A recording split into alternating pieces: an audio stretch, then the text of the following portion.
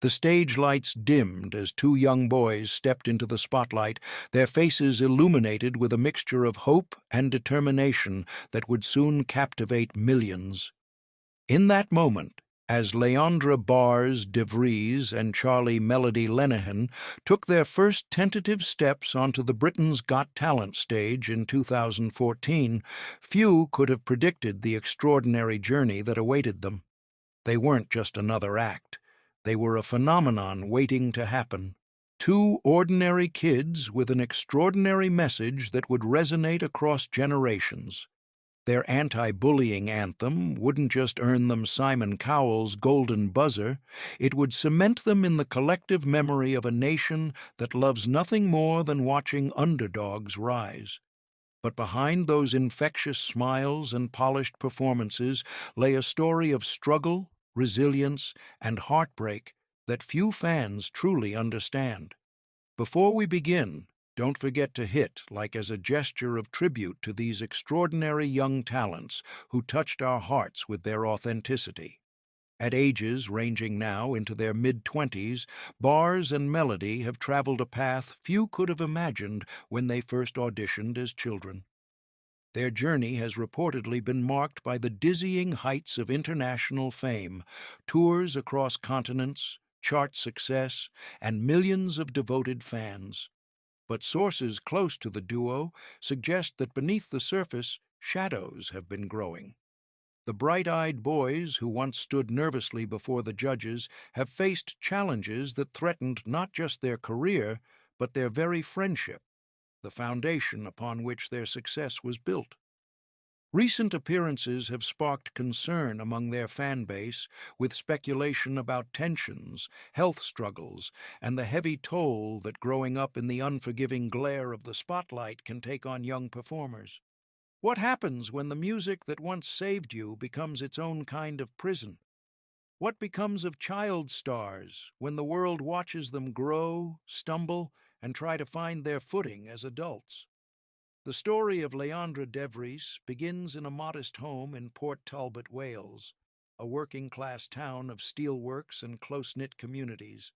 By most accounts, his childhood bedroom was plastered with posters of rap artists who spoke to him through their lyrics about struggle and perseverance. The smell of his mother's cooking would often waft up the stairs as he scribbled lyrics in notebooks, finding solace in words when the world outside felt too harsh. School corridors became places of dread rather than discovery, as young Leandre reportedly faced relentless bullying that left invisible scars. Those close to him describe a child who would return home with his shoulders hunched, trying to make himself smaller in a world that seemed determined to break his spirit. But it was within those same walls that he found his voice, rhythmic, raw, and honest, transforming pain into poetry, one verse at a time. Miles away in Bristol, Charlie Lenihan was living a parallel yet distinct reality. Growing up in a household that reportedly echoed with music, Charlie's clear, melodic voice became his signature from an early age. His bedroom, described by childhood friends as neat and organized, reflected a boy who found order comforting in an otherwise unpredictable world. While not subjected to the same level of bullying as his future musical partner, Charlie reportedly navigated his own challenges, the quiet battles of a sensitive child trying to find his place. School talent shows became his sanctuary, small stages where he could momentarily escape into the songs that made sense of his emotions. His mother, by most accounts his strongest advocate, would drive him to local competitions, her car filled with the sound of him practicing harmonies that would one day capture the heart of a nation. The road to Britain's Got Talent wasn't paved with instant recognition or industry connections. Before the spotlight found them, Leandra and Charlie were just two boys with social media accounts and shared dreams. According to those who knew them then, rejection was a familiar companion. Local competitions offered polite applause, but little else. School performances earned them respect from peers, but no pathway forward.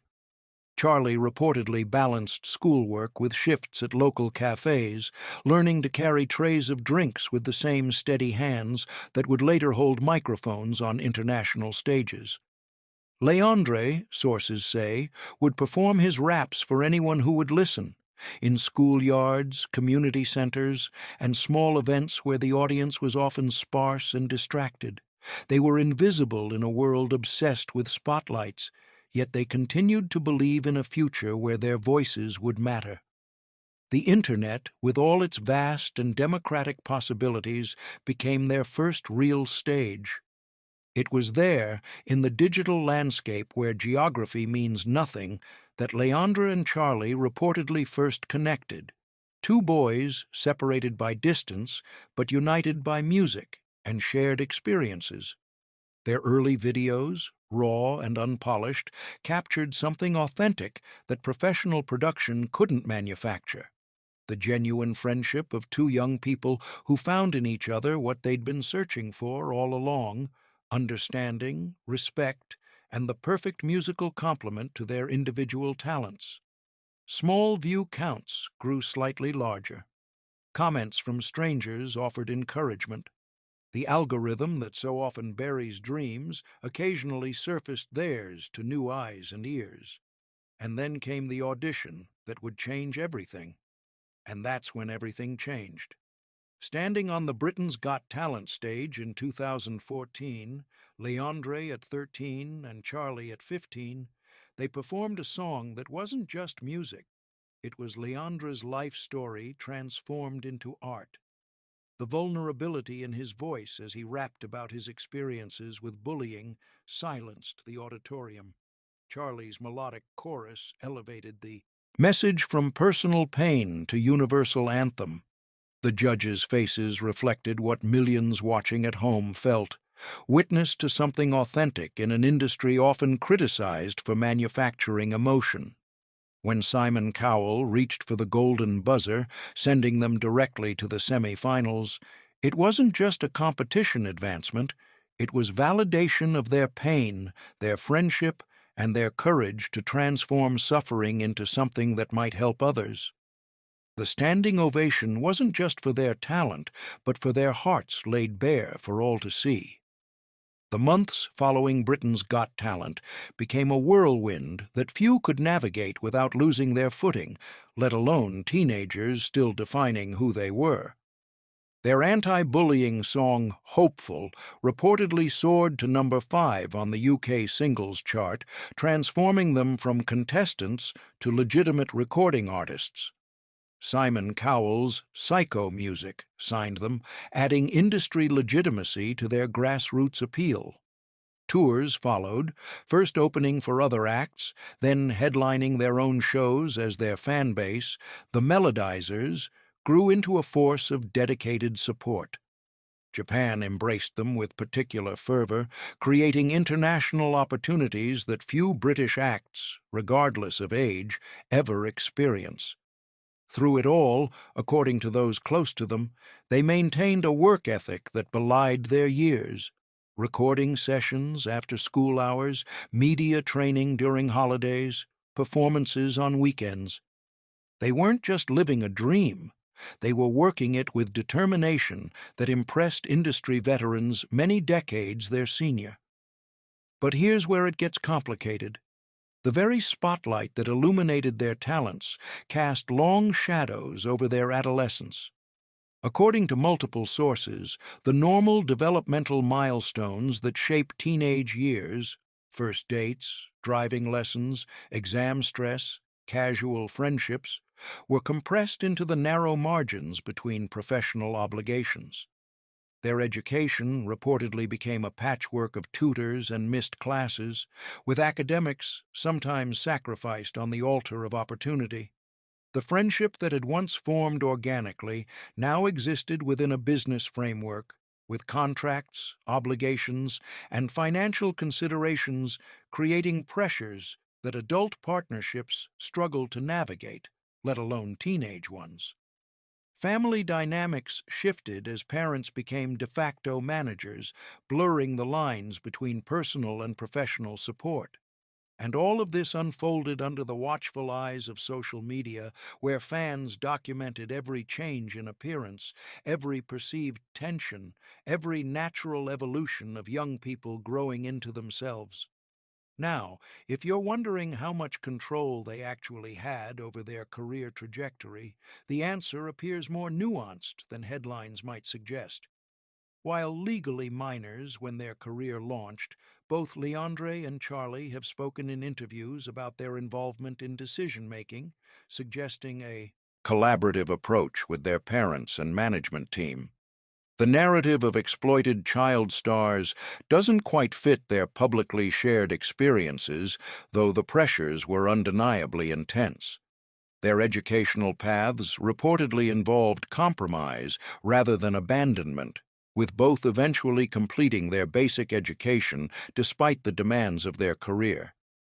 And the bullying that initially brought them together, particularly Leandra's experiences, appears to have been painfully real rather than manufactured for publicity, according to multiple independent accounts from school peers and teachers. What emerges is a picture not of exploitation, but of extraordinary circumstances navigated by ordinary families doing their best with unprecedented opportunities and challenges. Throughout their journey, certain relationships have reportedly anchored bars and melody through their most turbulent periods. Their families, particularly their mothers, have been described as steadfast advocates, navigating the unfamiliar terrain of the entertainment industry alongside their sons. While romantic relationships have naturally evolved as they've matured into young adults, it's their friendship with each other that sources consistently identify as their emotional cornerstone. The chemistry that made them compelling performers wasn't manufactured. It was built on genuine affection and understanding forged before fame found them. Their fan base has grown with them, transitioning from screaming teenagers to young adults who've supported them through evolving musical styles and personal growth. This network of support, family, friendship, and fans, has reportedly provided stability when the ground beneath their feet seemed most uncertain. Today, as young adults navigating an industry notoriously difficult, even for the most seasoned performers, bars and melody face challenges that would test anyone's resilience. The transition from child performers to adult artists remains one of the most treacherous journeys in entertainment, with more cautionary tales than success stories. Industry sources suggest they've experienced the financial complexities that often plague young performers when they reach adulthood. Questions about earnings, contracts signed during minority, and the true cost of early success. Their musical style has evolved, reportedly causing tension with labels and management expecting them to maintain the youthful image that first captured hearts. Social media, once their pathway to discovery, has reportedly become both blessing and burden, with every post scrutinized and every absence fueling speculation. Health concerns, both physical and mental, have been alluded to in various interviews, though details remain appropriately private. Through it all, the question hovers. Can the bond that brought them through childhood trauma survive the complex pressures of adult reality? Can the friendship at the heart of bars and melody weather the storms that have torn apart so many other musical partnerships? What remains undiminished is the legacy they've already created, one that extends beyond chart positions or streaming numbers. In giving voice to experiences of bullying, they provided countless young people with an anthem when they needed it most. The letters, messages, and testimonials from fans who found strength in their music stand as testament to impact that transcends entertainment. Their journey from vulnerable children to young adults navigating fame's complexities offers both inspiration and caution, a reminder that behind every performance lies human beings with the same needs for authenticity, connection, and purpose that we all share. Whatever challenges they've faced or continue to encounter, Bars and Melody have already accomplished something remarkable. They've used their pain to ease others, transforming personal wounds into healing for many beyond themselves. If their story has moved you, please consider leaving a like on this video, not as endorsement of celebrity culture, but as recognition of two young people who turned their struggles into art that helped others feel less alone. Whether they continue their musical journey together or find separate paths forward, Leandre Bars de Vries and Charlie Melody Lenihan have earned something more valuable than fame. They've earned respect for their resilience, their authenticity, and their courage to grow up under circumstances few could navigate with such grace. And perhaps that's the true measure of success, beyond all the stages, streams, and screaming fans. The knowledge that when given a voice, they used it not just for themselves, but for all those who needed to hear they weren't alone in their struggles. The small Welsh town where Leandre de Vries first put pen to paper, transforming playground taunts into poetic verses, could never have prepared him for the journey ahead. Those early days, according to childhood friends, were marked by the sharp contrast between his confident lyrical flow and his quiet demeanor in school hallways. His father, a musician himself by many accounts, recognized the spark early, the natural rhythm in his son's words, the way he could construct narratives that belied his young age. But recognition at home didn't shield Leandra from the harsh realities of childhood hierarchies. Reports suggest the bullying was both verbal and physical, pushed against lockers, lunches knocked from hands, the countless small humiliations that accumulate into deep wounds. His notebooks became both escape and evidence, filled with words that processed pain through art, a therapeutic practice that would eventually reach millions, but began as simple survival. For Charlie Lenihan, music was reportedly more inheritance than rebellion, a natural extension of a household where melodies were as common as conversation. Early videos, later shared with growing fandoms, show a boy with preternaturally confident pitch, but the typical awkwardness of adolescence in every other respect. His school days, according to those who shared classrooms with him, weren't marked by the same targeted bullying Leandre experienced, but rather by the general unease of a sensitive child navigating the complex social dynamics of adolescence. Teachers reportedly noted his talent, but couldn't have predicted its trajectory. Local singing competitions became his proving ground, each small victory building confidence that would later serve him on much larger stages. The authentic quality in his voice, technically impressive but emotionally genuine, couldn't be taught. A natural gift that would later complement Leandra's raw honesty to create something greater than either could achieve alone.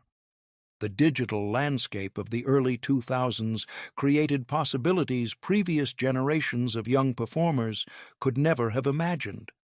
Before formal training, before industry connections, before Britain's Got Talent, Leandre and Charlie were reportedly building modest followings online, posting covers and original material with the tools available to them. Their early collaboration videos, according to those who followed them from the beginning, revealed an immediate chemistry. Leandra's rhythmic intensity balanced by Charlie's melodic smoothness, creating a whole that transcended its parts.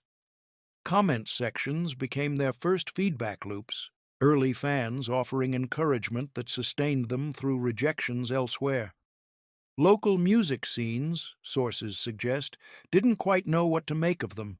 Too young to be taken seriously by venue owners, too genre-blending for traditional talent pathways. Every no reportedly strengthened their resolve, every closed door directing them toward the unconventional path that would eventually lead to national television. The months before Britain's Got Talent were filled with uncertainty and preparation. According to friends close to them during this period, both boys harbored doubts beneath their determination. Charlie reportedly questioned whether his voice was distinctive enough in an industry saturated with talented singers. Leandra wrestled with whether his personal lyrics about bullying would resonate or be dismissed as juvenile by judges who'd seen everything. Their families, particularly their mothers, became their first management team by default, researching audition requirements, arranging transportation, providing the practical and emotional support that allowed their talent the opportunity to be seen.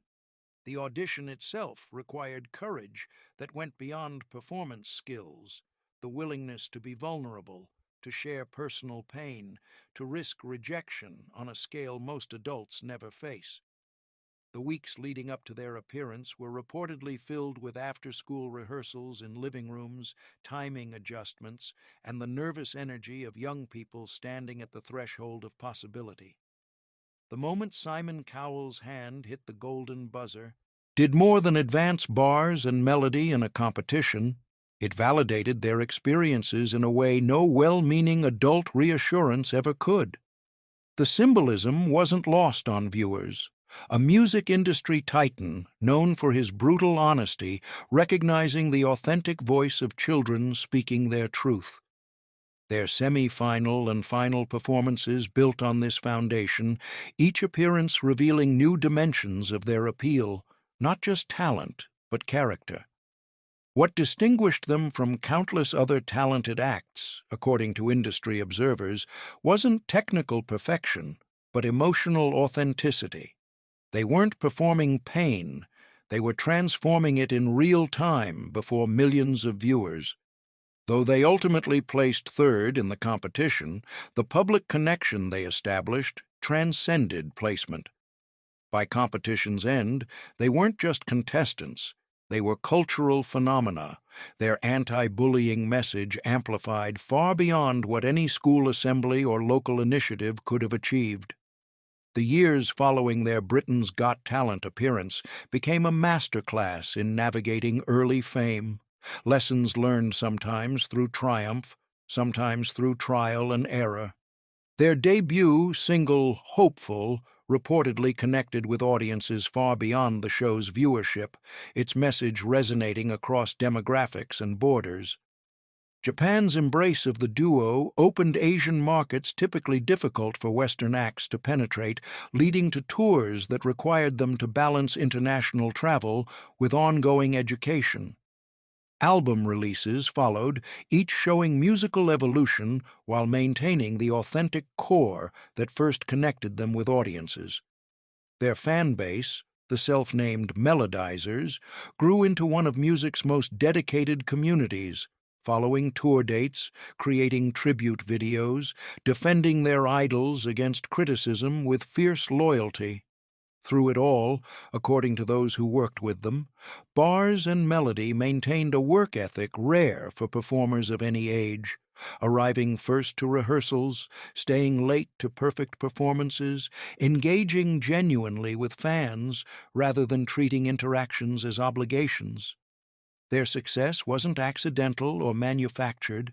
It was earned through talent, honed by discipline, and genuine appreciation for the opportunities they'd been given. The transition from children performing on talent shows to young adults navigating the broader music industry brought challenges as complex as they were inevitable.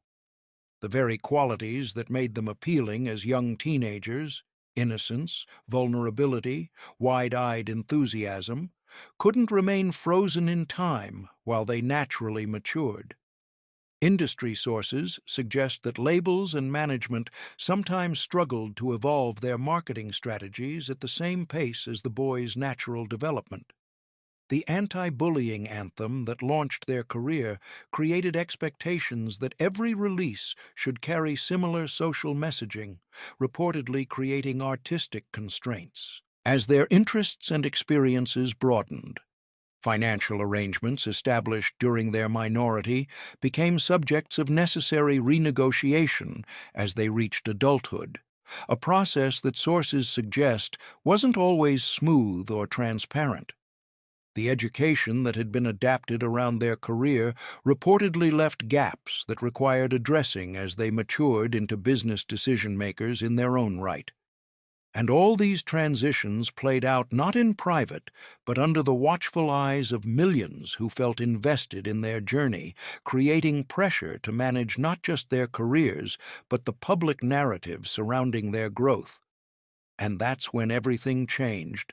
The controlled environment of a television talent show gave way to the chaotic reality of the modern music industry. Streaming platforms replacing physical sales, social media replacing traditional publicity channels, viral moments replacing carefully orchestrated campaigns.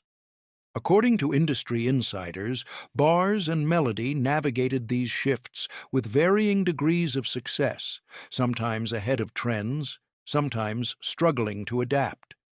Their audience aged with them, creating both opportunities and challenges, fans with more purchasing power, but also more sophisticated expectations.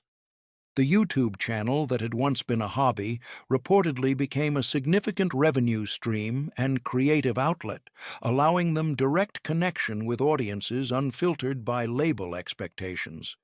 Their musical style evolved, incorporating influences from electronic dance music, contemporary R&B, and pop trends while maintaining the lyrical honesty that had always been their hallmark. This evolution reportedly created tension with industry partners expecting them to maintain the more innocent image that first captured hearts, leading to creative differences and business realignments. Through these changes, according to those close to them, the friendship at the core of Bars and Melody was tested but ultimately strengthened. Two young men who shared a unique journey that no one else could fully understand. The personal cost of early fame rarely makes headlines, but according to sources close to Leandra and Charlie, it shaped their developmental years in profound ways. The normal adolescent search for identity reportedly unfolded under constant observation, with style experiments, vocal changes, and evolving perspectives, all documented and sometimes criticized by the public. Relationships, both romantic and platonic, developed within the unusual context of fame, reportedly creating questions about authenticity and intention that most teenagers never face. Education, while maintained through tutoring and flexible arrangements, couldn't provide the social immersion of traditional schooling, potentially affecting skills typically developed through peer interaction. Financial success at such young ages reportedly created unusual family dynamics, with traditional parent-child hierarchies complicated by economic realities. Mental health challenges, while kept appropriately private, have been alluded to in various interviews, the natural result of extraordinary pressure during formative years. Through these challenges, those who know them best report that both Leandra and Charlie developed resilience beyond their years, along with perspective rare in performers of any age about the true relationship between fame and fulfillment. But here's where it gets complicated. The very success that validated their talent created expectations nearly impossible to sustain. After the initial burst of post-BGT fame, the music industry's harsh realities reportedly set in, subsequent releases achieving respectable but declining chart positions, tour venues sometimes downsizing, the natural cycle of public attention shifting to newer acts. According to industry observers, this pattern creates unique psychological challenges for those who achieve peak success so young. The struggle to view continued career viability as success rather than decline, to find motivation when the initial rush of recognition has faded. Financial security earned early created both opportunity and challenge, the freedom to make artistic choices rather than commercial ones, but also the pressure of supporting multiple stakeholders dependent on their continued success. The friendship that formed the foundation of Bars and Melody reportedly experienced natural strains as individual identities developed, interests diverged, and adult perspectives replaced childhood certainties. Social media, once their pathway to discovery, became both essential professional tool and psychological minefield. Platforms where support and criticism arrived in equal measure, where every post required calculation about personal expression versus public image, where absence created speculation and presence invited scrutiny. Now, if you're wondering about the rumors of discord between them that periodically surface online, the reality appears more nuanced than headlines suggest. Sources close to Leandra and Charlie acknowledge that, like any long-term partnership, creative, business, or personal, their relationship has experienced natural evolution, occasional tension, and necessary renegotiation. The intensity of shared adolescent experience reportedly created bonds difficult to replicate elsewhere, but also the challenge of establishing individual identities beyond the duo. Their creative processes have reportedly shifted over time, with periods of collaborative inspiration balanced by projects that allowed individual expression. Management changes and label transitions have sometimes created external pressures on their partnership, requiring unified decisions about future directions. What emerges from multiple accounts isn't the dramatic rupture often speculated about online, but rather the complex reality of a friendship forged in extraordinary circumstances, navigating the natural challenges of growth and change. Those who know them best suggest that what appears as distance to outside observers often reflects nothing more than the natural space necessary for individual development within a healthy long-term partnership. The health concerns that have periodically worried their fan base reflect the reality that performers are, first and foremost, human beings subject to the same vulnerabilities as anyone else. While specific details appropriately remain private, sources close to both Leandra and Charlie acknowledge the toll that their unusual career path has taken at various points. The physical demands of touring, particularly during critical developmental years, reportedly created challenges ranging from common illnesses exacerbated by travel and inadequate rest to more significant concerns requiring periods of recovery. Mental health, increasingly discussed openly by performers across the industry, has reportedly been an ongoing consideration, the natural result of early fame, public scrutiny, and the pressure to continually produce and perform while navigating normal developmental challenges. Those in their inner circle describe both young men as increasingly proactive about well-being, recognizing that sustainable careers require sustainable lifestyles and appropriate support systems. This evolving awareness reportedly reflects their maturation from children thrust into extraordinary circumstances to young adults taking agency over their health, careers, and futures. Throughout the evolution of Bars and Melody, from talent show contestants to established artists, certain relationships have reportedly provided essential stability. Family connections, while naturally shifting as they've moved from childhood to adulthood, remain foundational according to those who know them well. Their mothers, in particular, have been described as fierce advocates who navigated the unfamiliar terrain of the entertainment industry alongside their sons, prioritizing well-being even when it meant difficult business decisions. The friendship between Leandra and Charlie, despite natural evolutions and occasional tensions reported by those in their circle, continues to provide a unique support system, a shared understanding of extraordinary experiences that few others can fully comprehend. Their fan base, notably loyal even by entertainment industry standards, has grown alongside them, transitioning from the screaming teenagers who greeted their early appearances to young adults who've supported them through evolving musical styles and personal growth. This network of support, family, friendship, and fans, has reportedly provided stability when the ground beneath their feet seemed most uncertain. In recent appearances and releases, subtle signs have emerged of both challenges faced and wisdom gained. According to those familiar with their current work, lyrics have taken on new depth, addressing not just the childhood bullying that first defined their message, but the complex realities of young adulthood, the music industry's contradictions, and the search for authentic identity in a world of carefully curated images. Their performance style has reportedly evolved from the raw enthusiasm of youth to something more measured and intentional, reflecting both technical growth and emotional maturation. Social media presence, while still essential to their connection with fans, appears more carefully balanced, periods of engagement alternating with necessary privacy, a recognition that constant availability exacts too high a price. Their business approaches, according to industry sources, reflect hard-earned lessons about ownership, creative control, and long-term sustainability rather than immediate opportunity.